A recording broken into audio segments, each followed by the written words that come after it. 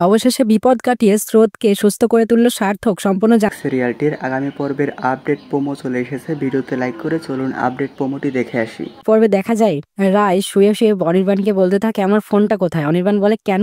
রায় বলে, স্রোতকে একটা ফোন করব, ওর খবর আমার খুব জানার দরকার। অন্যদিকে হসপিটালে স্রোতের হাত থেকে গুলিটা বের করে তাকে ব্যান্ডেজ করে কোনোভাবে সেখানে শুয়ে রেখেছে। তখন স্রোত সেই অবস্থাতেই সার্থককে বলতে থাকে, দিদিভাই কোথায়? ওর কোনো নতুন কমপ্লিকেশন নাকি ঠিক আছে সবকিছু?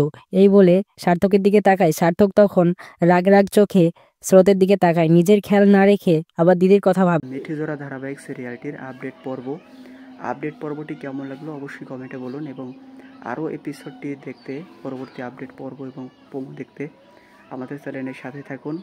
এবং মিঠিজোড়া ধারাবাহিকটি কেমন লাগে, এবং টিআরপিতে সপ্তাহে দ্বিতীয় নাম্বারে আছে, প্রথম সপ্তাহে ছিল কোন গোপনে মন বেসেছে ধারাবাহিক সিরিয়ালটি। তো কেমন লাগে অবশ্যই কমেন্টে বলুন। তো দেখা হচ্ছে পরবর্তী আপডেট পর্ব নিয়ে। ততক্ষণ সবাই ভালো থাকুন। ধন্যবাদ।